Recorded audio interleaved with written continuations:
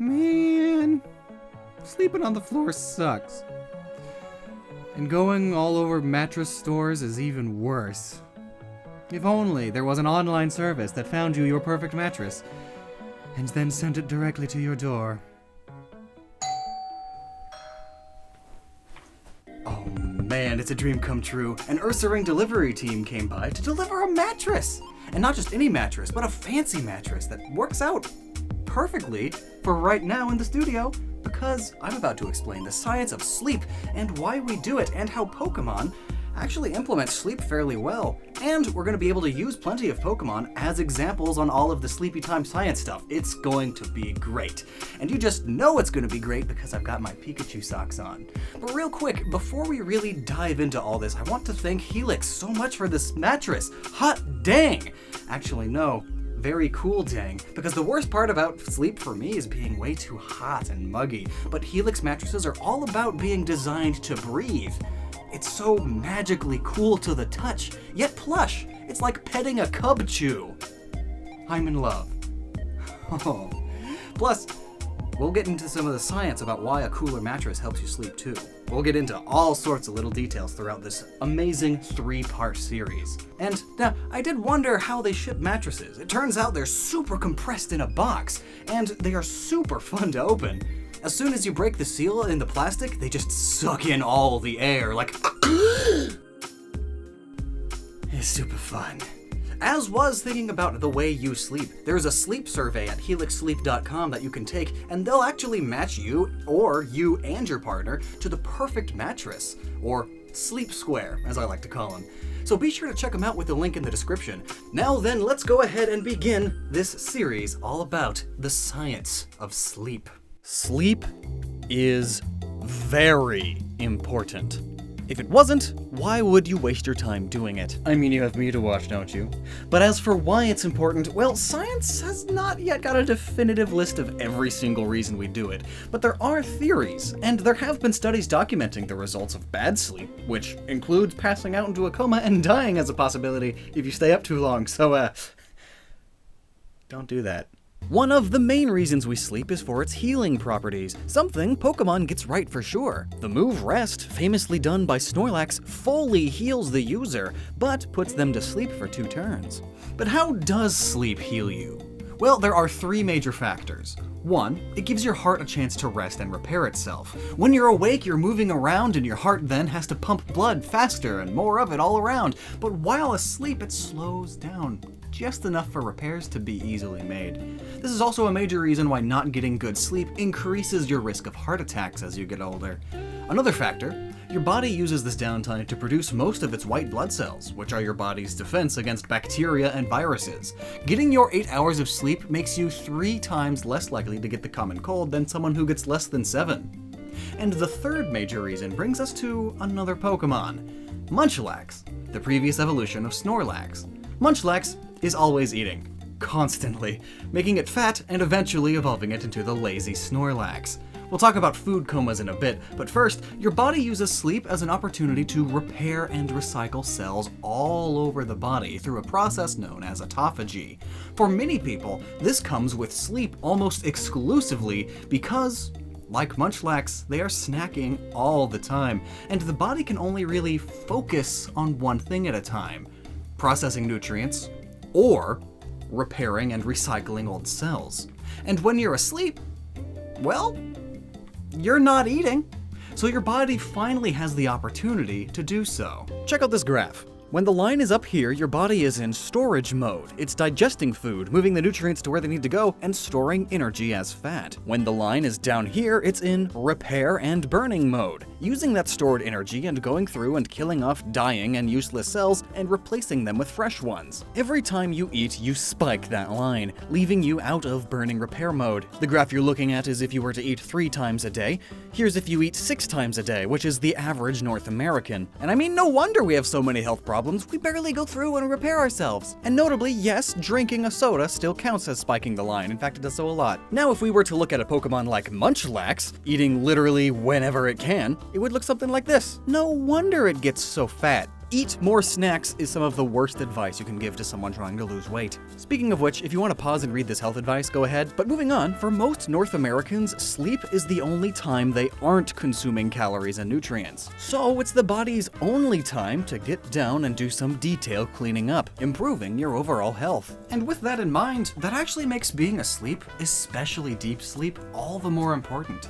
Your heart and body don't get all that much rest if you're just tossing and turning around all night, which is where a super comfy mattress comes into play, especially since these mattresses are designed to regulate body temperature very efficiently. So having a nice mattress like this is important. But what are some other things that can help? In a Pokemon battle, there is an advantage to putting your opponent to sleep. As such, there are a few moves that cause your opponent to hit the hay. Grass Whistle and Sing come to mind, both sound-based moves that make the enemy sleep. So how does sound make one fall asleep? Well, simple. It's similar to why our brains like music in the first place, the repetition and whatnot. When listening to fast music, our heart rates and blood pressure tend to go up. Likewise, when listening to slow, soothing music that's relaxing, the heart rate tends to go down and blood pressure lowers too, making you just all the more relaxed, as if your heart's trying to sync up with the beats. And studies have shown that listening to such ambient music for 45 minutes before bed leads to much deeper and longer sleep. I mean, there's a reason singing lullabies to your baby works. What else? Well, there's also sleep powder and spore, both grassy moves. Do hormones and chemicals play a role in sleep? Adenosine and melatonin are the two big players when it comes to inducing sleep hormonally. Adenosine reduces the conductivity and rate of your heart, causing you to become more relaxed. And melatonin induces that feeling sleepy feel. And there are many things that can reduce how much of this you produce throughout the day, including too much blue light, stress, intense music, intense exercise, caffeine, stress again, discomfort, and pain. Which is another reason why you may need a super comfortable mattress, one that doesn't cause you any back pain, and thankfully, Helix provides just that. After all, being relaxed and comfortable on a nice mattress lets your body de-stress and thus increase the production of melatonin, which eventually leads you off to dreamland. But what about those Pokemon moves? Are they just plant versions of melatonin in some high dose? Well, maybe, though there are other more nefarious possibilities like chloroform. Media likes to make chloroform seem like a super sleep inducer, knocking you out upon inhalation, when realistically, it takes around 5 minutes of constant inhalation to do so. Plus, it's toxic, unlike Helix mattresses, which are super natural and made entirely of natural materials. So taking in the media context of Pokemon, this could be part of what sleep powder mixture is. Part chloroform, I suppose. I mean, Ghastly can knock out an elephant in a few seconds, so there's that. Though it could also contain some essential oils and act like an oil diffuser, which is what Musharna seems to be partially inspired by, as its whole thing is putting others to sleep so that it can eat their dreams. Using essential oil diffusers, sometimes called aromatherapy, can be very soothing and relaxing as well, similarly to music, though it's often through specific chemical compounds put off throughout the air. And while there are a lot of hippy-dippy claims regarding essential oils, there are also lots of studies backing up some of the claims. Some of these studies were even done by NASA. A good example of a proven claim is that lavender oil can reduce anxiety, which helps you fall asleep and stay asleep by strengthening slow-wave sleep cycles, resulting in deeper, more restful sleep. And there are other plants that have several sedative effects too. Now, what about that whole food coma thing? What hormones are released that cause you to become sleepy after eating a lot? Many point to L-tryptophan, found in Turkey, as Thanksgiving is the biggest food coma day of the year for many, and L-tryptophan is involved in regulating serotonin levels, which can cause a relaxing effect. But that's missing a lot of super cool detail, and also doesn't explain why chicken, eggs, yogurt, milk, and many other foods don't make you sleepy despite having significantly more of it. Or why just eating a ton of food all at once can make you tired regardless of what it is. Rather, when it comes to food comas, especially on Thanksgiving, it's a whole list of triggers, and L-tryptophan is only a tiny part of it. The two biggest pieces of the puzzle are the sheer quantity of food and how much of it is in the form of carbohydrates. The more food you eat, the more your body has to work to digest it, and all that work takes more blood to transport nutrients and such, meaning less blood for your brain to use, making you feel lightheaded or tired. This plays a much bigger role in your tiredness than the tryptophan ever will, especially considering that your body doesn't even prioritize using it. In fact, it's one of the last amino acids that it uses, as all of the other ones are significantly more important. However, most of the food you ate was carbs, like all the stuffing and potatoes and yams and sugar. Well, eating those causes your pancreas to release insulin, which does all sorts of things, but one of them, in this case, is removing all of those amino acids from your blood, except for a few exceptions. The tryptophan being one of them. So now it essentially has a straight passageway right into the brain with nobody else in the way. This is also why, if you're a type 2 diabetic, you are more likely to have food-related sleepiness, as your body needs significantly more insulin to do the same amount of work, which only magnifies all of these effects. Good lord, remember when Snorlax ate a few islands worth of fruits? Think of Snorlax's pancreas.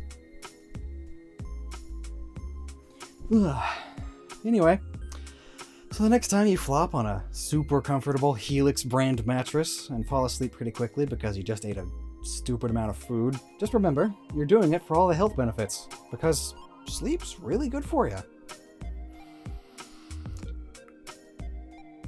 And it makes you so tired just talking about it.